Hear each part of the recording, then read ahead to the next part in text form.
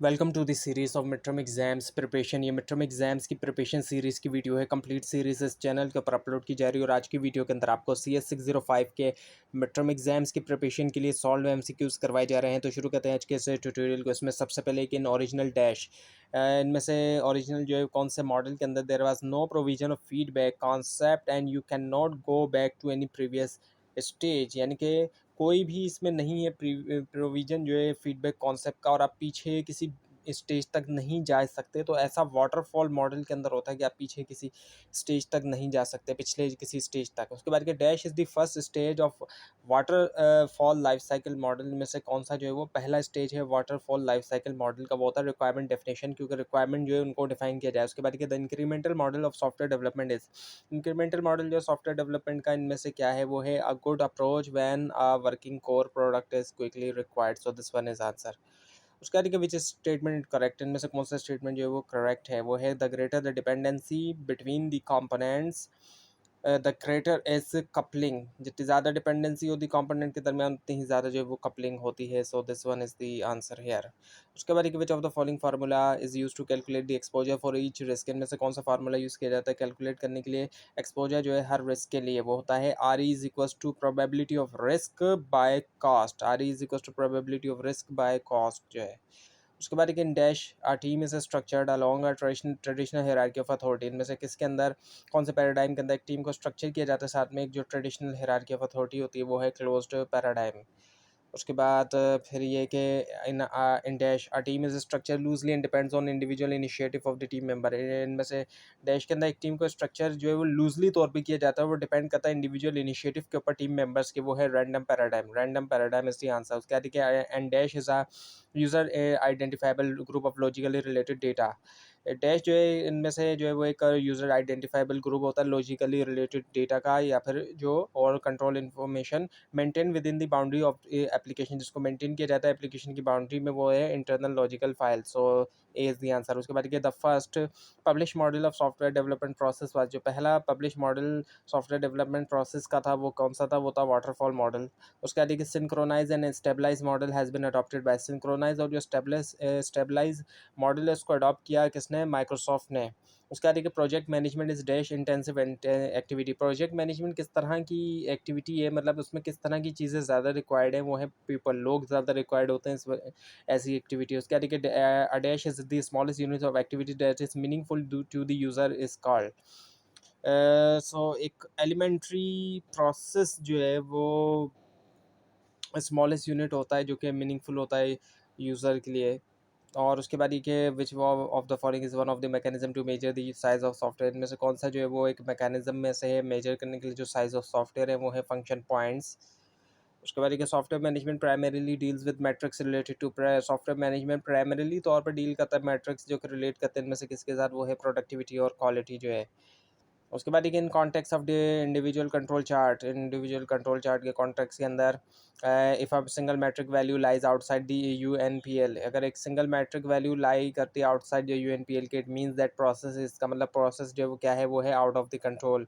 उसके बाद the dash distributes estimated effort across the plan project duration by allocating the effort to specific soft engineering task, dash जो है distribute करता है estimated effort जो है प्लान प्रोजेक्ट ड्यूरेशन के क्रॉस एलोकेट करते हुए एफर्ट, ताकि स्पेसिफिक कर सके वो इंजीनियरिंग सॉफ्टवेयर इंजीनियरिंग टास्क, वो है project plan scheduling. So project scheduling जो है वो करता है। उसके बाद in context of degree of rigour, degree of rigour के कॉन्टेक्स्ट के अंदर TSS स्टैंड्स फॉर, TSS से मुराद क्या है, वो है task set selector, task set selector होता है। उसके बाद देखिए when more than one users interpret the same requirement in different ways we can say that the requirement is, जब ज़्यादा मतलब मुख्तलिफ यूज़र्स जो है सेम रिक्वायरमेंट को मुख्तलिफ तरीक़ों से इंटरप्रेट करें, मुख्तलिफ उसका मतलब लें, इसका मतलब ये कि रिक्वायरमेंट जो है वो क्या है, एम्बिगिटी है, उसके मुख्तलिफ जो है मतलब लिए जा सकते हैं, थोड़ी उसमें कन्फ्यूजन भी है। उसके देखिए degree of uncertainty that the product will meets is requirement and fit for be fits for it intended uses, यानी कि किस हद तक गैर यकीनी सूरत हाल है कि प्रोडक्ट पूरी करेगी उसकी रिक्वायरमेंट और फिट होगी इंटेंडेड यूज़ के लिए, वो है परफॉर्मेंस रिस्क।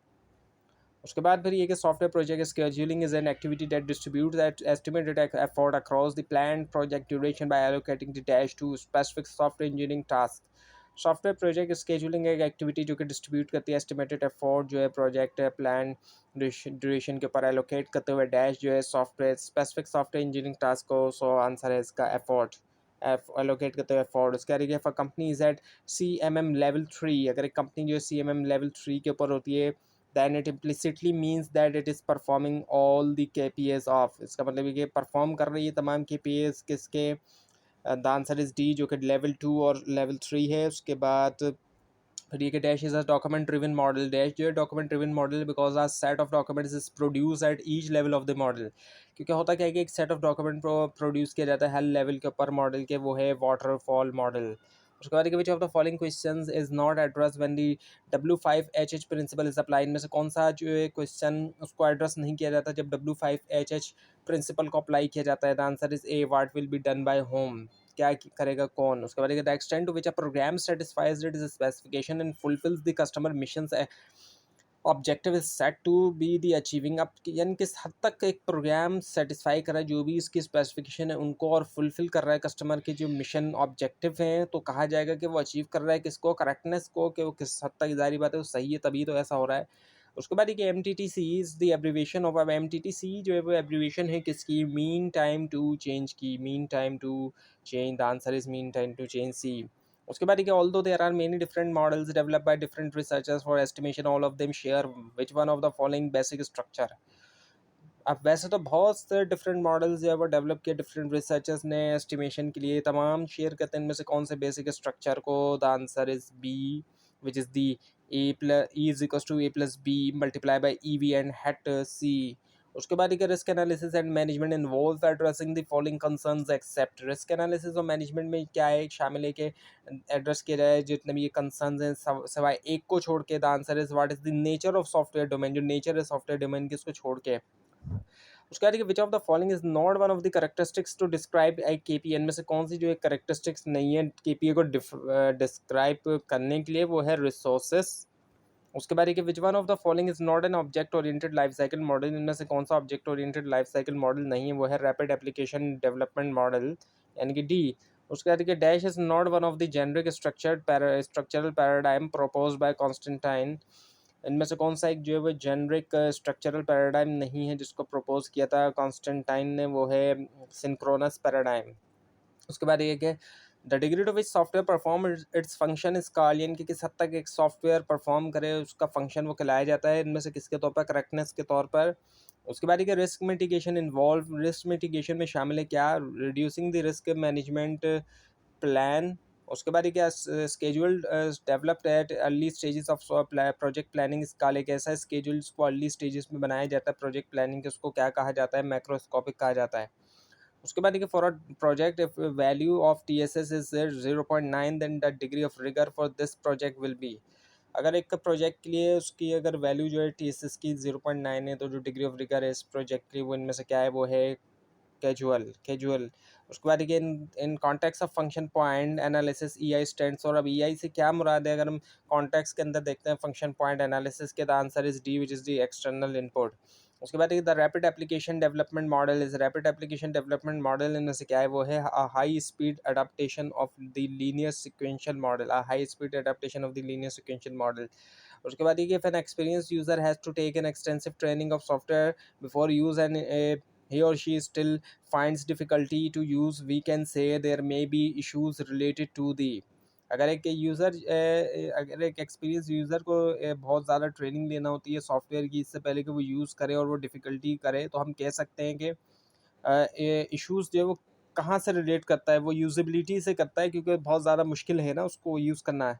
उसके बाद ये कि defect removal efficiency can be measured by, जो डिफेक्ट रिमूवल एफिशिएंसी उसको मेजर किया जा सकता है बाय डैश, डैश के ज़रिए, where E is errors found delivery. अब जहाँ पर ई जो है वो क्या है, एरर्स जो है जो कि, और डी जो है एरर्स फाउंड डिलीवरी, और डी जो है वो एरर्स फाउंड आफ्टर डिलीवरी है।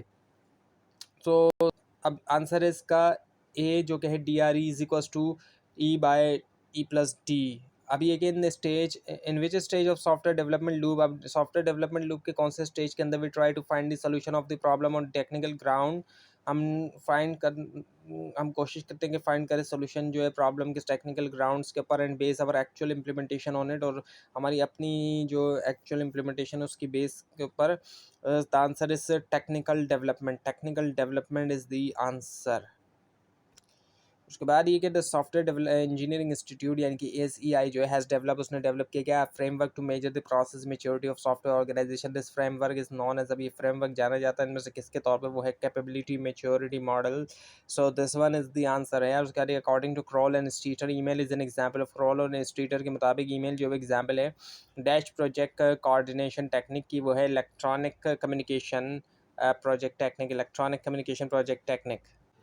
उसके बाद ये कि which of the following is not one of the 5 steps defined by Reel to improve the chances of success. इनमें से कौन सा जो है वो नहीं है 5 स्टेप्स में से जिनको डिफाइन किया रील ने ताकि इम्प्रूव करें चांसेस जो है सक्सेस के, वो है optimise product is the answer. उसके बाद in context of function point analysis के कॉन्टेक्स्ट के अंदर EQ स्टैंड्स और EQ से मुराद क्या होता है, external inquiry, the answer is external inquiry. उसके बाद degree of uncertainty that the product will meets is requirement, किस हद तक प्रोडक्ट पूरा करेगी इसकी रिक्वायरमेंट को, एंड भी fits for it intended use is called, और फिट होगी इंटेंडेड यूज़ के लिए कहलाया जाता है। इनमें से क्या वो है परफॉर्मेंस रिस्क।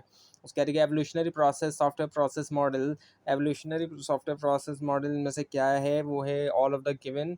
सो इसमें ऑल ऑफ द गिवन आ जाते हैं जिसके अंदर एक do not generally produce throw away system भी है, can easily accommodate product requirement changes और आर आइटरेटिव इन नेचर भी है। उसके बाद spiral model was first propose by, पहले किसने प्रपोज किया था स्पायरल मॉडल को, वो किया था बेरी बोहम।